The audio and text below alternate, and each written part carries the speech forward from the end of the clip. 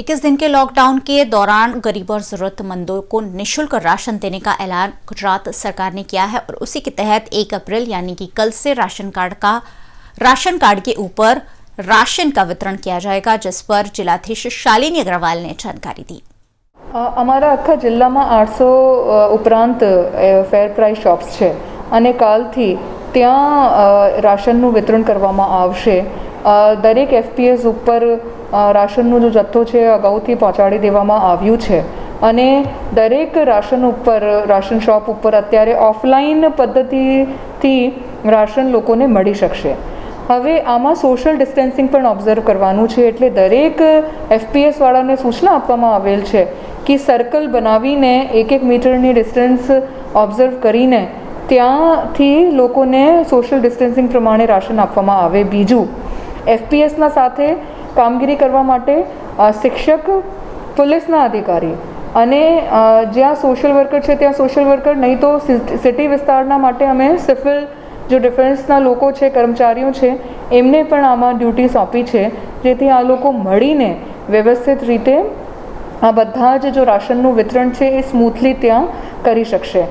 બીજું અમે એમને મામલતદારશ્રીઓને અને એફપીએસને એ પણ સૂચના આપી છે કે ફળિયા વાઇઝ આ લોકોનું ટાઈમ નક્કી કરીને અને પછી એવી રીતે પણ રાશનનું વેચણી કરવાની થાય છે।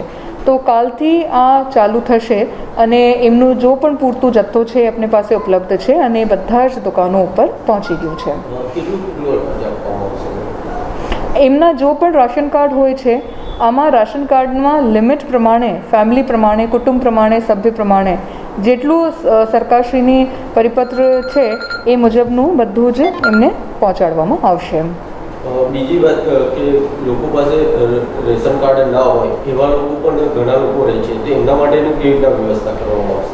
जो लोगों पास राशन कार्ड नहीं एवं लोगों हमें एनजीओ पासेथी, स्वयंभावी संस्थाओं पासेथी अथवा तो अन्न ब्रह्म योजना में जो लोग आवता होय अन्न ब्रह्म योजना थकी एवी रीते प्रयत्न करीने जुदा जुदा रिसोर्सिस मांथी आ लोकोने पण अमे केटर करवानो प्रयत्न करीशुं। अत्यारे वडोदरामां बधा ज लोको लॉकडाउन में खूब सारू सपोर्ट करी रह्या छे।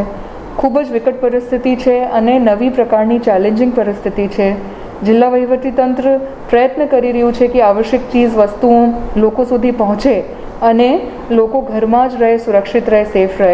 હું આપને બધાને અપીલ કરું છું કે આ જો લોકડાઉન છે એનું ચુસ્તપણે અમલ થાય અને લોકો ઘરમાં સુરક્ષિત રહે, સાવચેતી રાખે, એ હું જિલ્લા વહીવટીતંત્ર તરફથી બધાને નમ્ર અપીલ કરું છું। वडोदरा शहर में कोरोना पॉजिटिव का सबसे पहला मामला सामने आया था मकरपुरा से, जिसमें 49 वर्ष के शख्स जो स्पेन से लौटे थे उनका कोरोना टेस्ट पॉजिटिव पाया गया था। उसके बाद एसएसजी के आइसोलेशन वार्ड में उनका इलाज किया गया और उनका कोरोना रिपोर्ट अब 2 बार नेगेटिव आ चुका है, जिसके चलते एसएसजी प्रबंधन ने उन्हें एसएसजी से छुट्टी दे दी है। इस मामले जिलाधीश शालिनी अग्रवाल ने जानकारी देते हुए जो पीड़ित ठीक हुए हैं उनको उनके अच्छे स्वास्थ्य की कामना की। इसके अलावा जिलाधीश शालिनी अग्रवाल ने कोरोना की जंग जीतकर खुशी खुशी घर लौटे मरीज से वीडियो कॉलिंग के जरिए बातचीत कर उनका हाल भी जाना। वडोदरा के सबसे पहले कोरोना पॉजिटिव जो अब ठीक हो चुके हैं, उन्होंने वीएनएम से एक विशेष टेलीफोनिक बातचीत भी की। आजे वडोदरा में एक जो कोविड-19 ना पॉजिटिव पेशेंट हता अने एमनी ट्रीटमेंट एसएसजी हॉस्पिटल में चालती हती अने ट्रीटमेंट पूर्ण थया पछी एमनुं फरीथी सेम्पल टेस्ट करवामां आव्युं हतुं अने नेगेटिव आव्या छे अने हवे साजा थया छे अने आजे एमने एसएसजी हॉस्पिટલમાંથી डिस्चार्ज करवामां आव्या छे। हूँ डॉक्टर्सनी टीमने, हॉस्पिટલના તમામ સ્ટાફને અને તંત્રને जो આ બધી જ કામગીરીમાં સંકળાયેલા છે એ લોકોને ખૂબ ખૂબ હાર્દિક અભિનંદન પાઠવું છું। સાથે સાથે આ जो પેશન્ટ जो ડિસ્ચાર્જ થયા છે એમને પણ આગળના ભવિષ્ય માટે એમને પણ ખૂબ ખૂબ શુભેચ્છાઓ પાઠવું છું અને ફરીથી બધા લોકોને એક જ વિનંતી કરું છું કે કોરોનાના સંદર્ભે ખૂબ જ જરૂરી છે કે સોશિયલ ડિસ્ટન્સિંગ જળવાય અને સુરક્ષિત રહીને સાવચેતી રાખીને જ આપણે આ સમસ્યામાંથી બહાર નીકળી શકીશું। वडोदरा शहर के लिए अच्छी खबर कि वडोदरा शहर के सबसे पहले कोरोना पॉजिटिव जो थे चिराग पंडित, वो अब ठीक हो चुके हैं और उनकी तबीयत बिल्कुल सही है। 2 बार उनका कोरोना का टेस्ट जो है नेगेटिव आ चुका है और आज वो अपने घर जा चुके हैं और जब वो घर पहुंचे खुशी खुशी उनका स्वागत हुआ है। और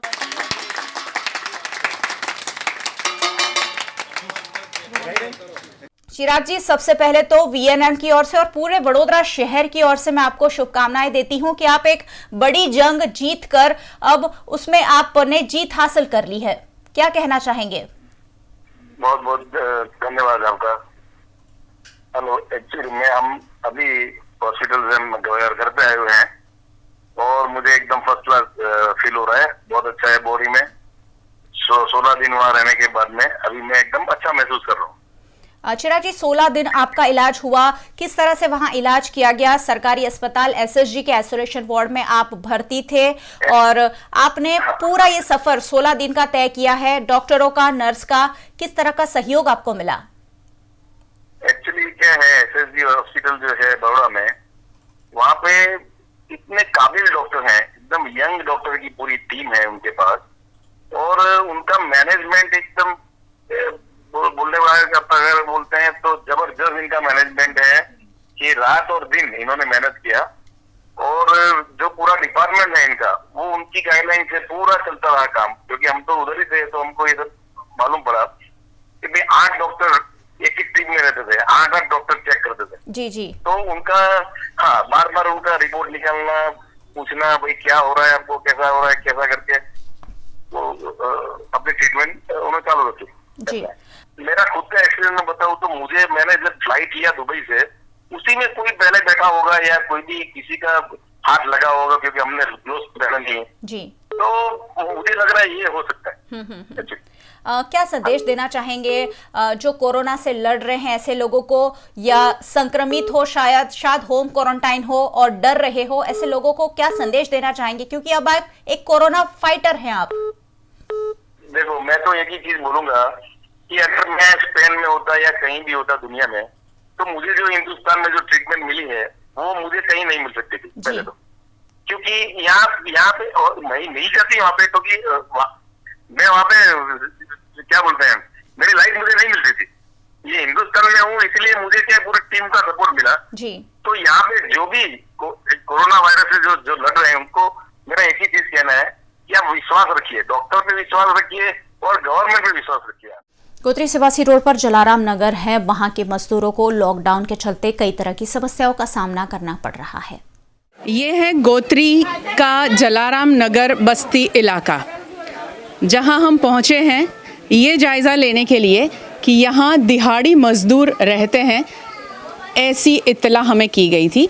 तो हम जानने के लिए आए हैं कि ये दिहाड़ी मजदूर है कहाँ के।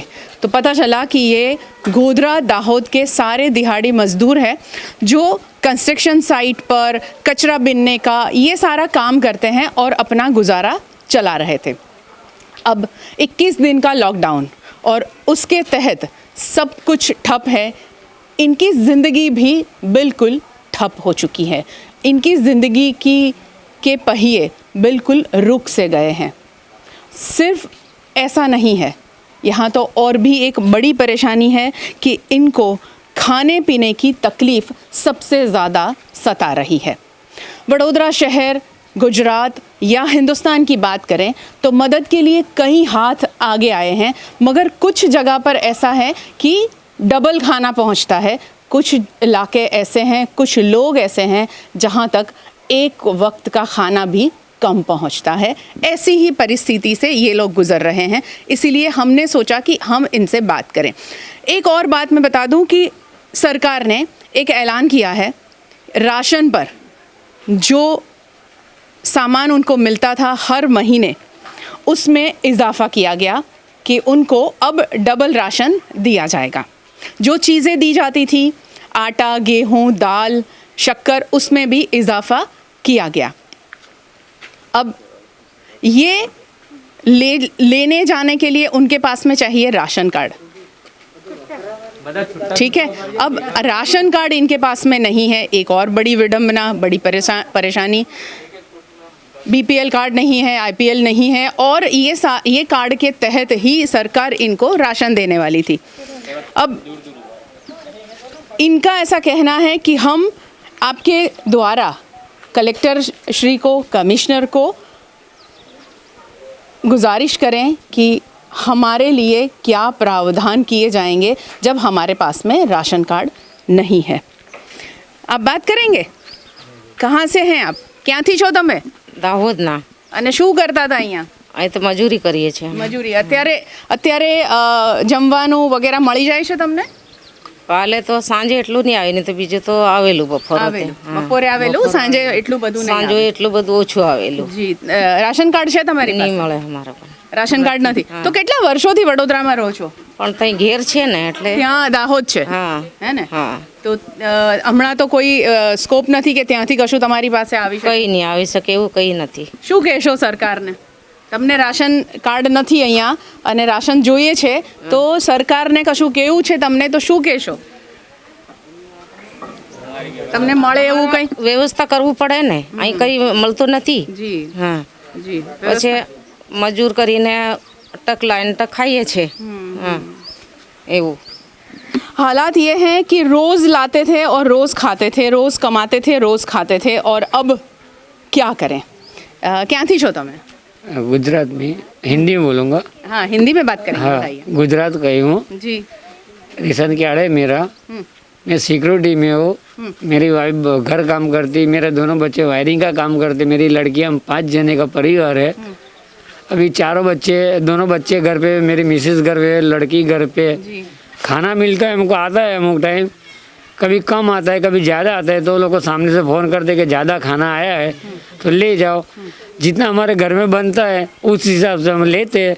एकदम दूसरे अभी कितने दिन चले इतना राशन है घर में? अभी चले इतना लोगों 8-10 दिन और चले, ऐसा है। अच्छा। दूसरा क्या, चाय नहीं, शक्कर नहीं, उसके लिए तो हमको पैसा चाहिए कि नहीं हाथ में। जी जी। पैसा हाथ में होएगा तो हम दूध लाएंगे, चाय लाएंगे, शक्कर लाएंगे तो चाय बना के पियेंगे।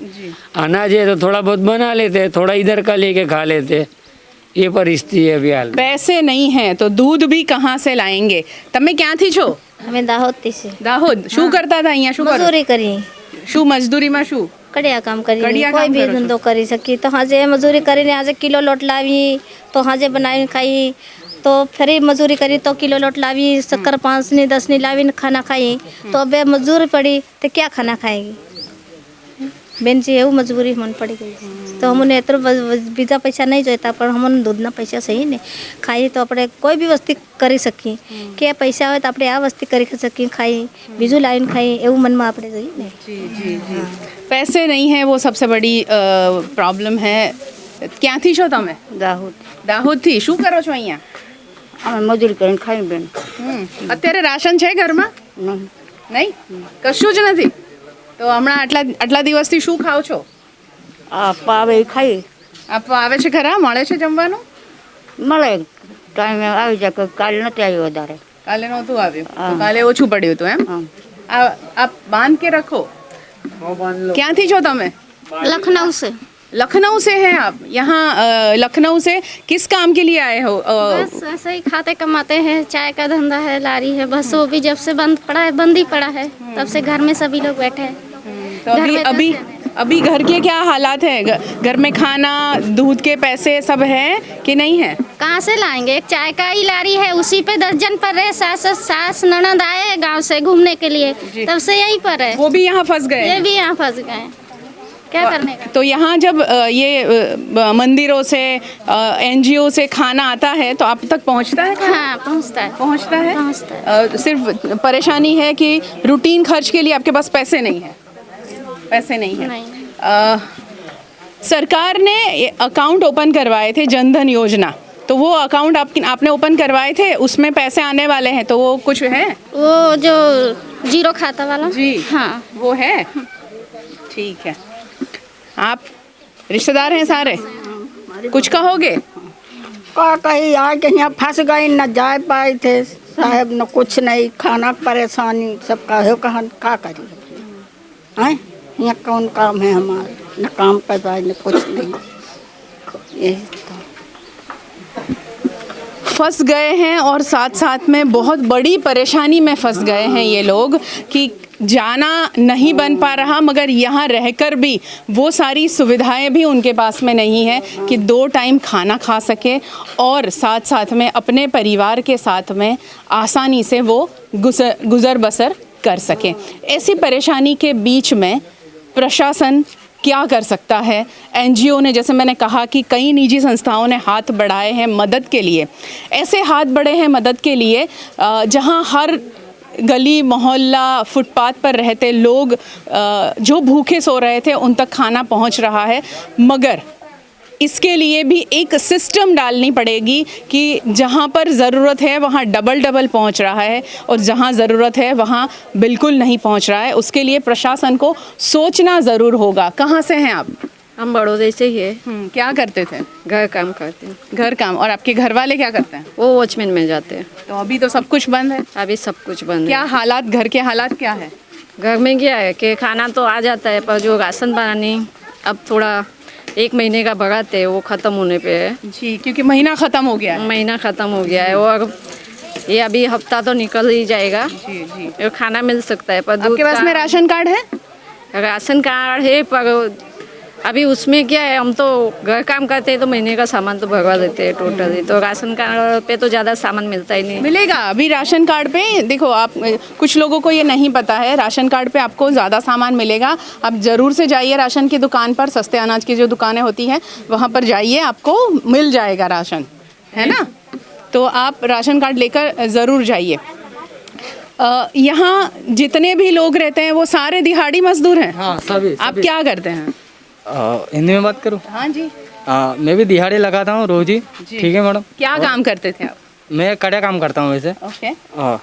और दूसरी बात ये है कि यहाँ से अगर राशन लेने के लिए हम भी जाते हैं ना, तो गोत्री पोस्ट चौकी है यहाँ से, तो वहाँ से आगे हम लोग जा नहीं पाते क्योंकि हमारे पास ना कोई आई कार्ड है ना कुछ है। और राशन की जहाँ तक बात आती है तो राशन भी आप लेने जाते हो तो पूरे गोत्री एरिया में पब्लिक ही इतनी है, तो राशन वाला भी हमको अगर हम बोलेंगे 1 किलो तेल तो 500 ग्राम या 250 देता है हमको। तो जितना हो सके उसमें भी कटोकटी है। तो मेहनत हम सब मिलके ऐसे ही करते हैं। जैसे बाहर से कहीं से कुछ लोग हेल्प कर देते हैं, हमारी मदद कर देते हैं, तो हम लोग सब यहाँ पे मिल बांट के खा लेते हैं और दूसरा कोई रास्ता नहीं है यहाँ पे। तो ये बाहर से जो खाना आता है वो भी यहाँ पूरी बस्ती में पूरा पड़ जाता है क्या? नहीं मैडम, कम पड़ता है। उसमें से हम लोग अपना जो हमारे पास आटा बचता है या चावल कुछ है तो एक दूसरे को बांट के हम लोग एडजस्ट कर लेते हैं।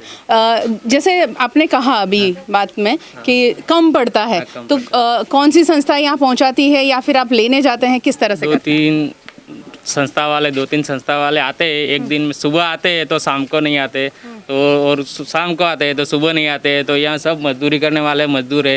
एक अभी इतने दिन हो गए हैं कर्फ्यू को, जनता कर्फ्यू को और ये लॉकडाउन को, तो सबके पास कुछ है नहीं खाने का और सब आधे मजदूरी, रोज़ की मजदूरी करते हैं और कागज़ बीनने वाले, कचरा उठाने वाले हैं लोग, तो उनको खाने में बहुत परेशानी हो रही है। और सभी सरकार से निवेदन है कि इन सब की मांगे खाने का कुछ प्रबंध करे, ऐसा कहने का है बस। बिल्कुल, बहुत बहुत शुक्रिया बात करने के लिए। एक ख़ास बात बता दूं, यहाँ पर मैं इन सबसे बात करके 2 बातें सामने आई हैं और उसके लिए एक, प्रशासन कुछ करें, जैसे इन्होंने कहा कि प्रशासन कोई प्रबंधन करें क्योंकि इनके पास में कोई भी प्रकार का कार्ड नहीं है जो कार्ड लेकर वो राशन लेने जा सकेंगे, ठीक है। दूसरी बात ये है कि वडोदरा शहर में कितने सारे एनजीओज़ मदद पे निकले हैं, तो वो उन सबसे मैं जो पता बता रही हूँ आप ज़रूर से नोट करें। सारे एनजीओज़ जो भी ये देख रहे हैं हमें, वो सभी लोग कि कोलाबेरा से बिल्कुल सटे एक गली जाती हैं, वहाँ से आप अंदर आइएगा, वहाँ पर जलाराम नगर विस्तार है और ये बस्ती में ये सभी लोग रहते हैं। ये लोग बाहर नहीं जा सकते खाना लेने के लिए, जो एनजीओ देना चाहता है उनको भी, क्योंकि पुलिस बंदोबस्त ज़्यादा स्ट्रिक्ट है, सख्त किया गया है पुलिस बंदोबस्त। तो आप यहाँ पहुँचाना चाहते हैं तो कृपया करके ये बस्ती में ज़रूर पहुँचाएं, क्योंकि यहाँ करीब करीब कितने घर हैं ऐसे? 45 घर है। अच्छा, 45 घर है। अभी 30 लोग घर में रहते हैं। हाँ। फिर जो 10 लोग घर वाले हैं वो गांव चले गए हैं। यहाँ पे खाना 2 दिन नहीं मिला था। जी जी जी, 2 दिन नहीं मिला था। परेशानी है, आंखें भर आई उनकी, बहुत दिक्कत है।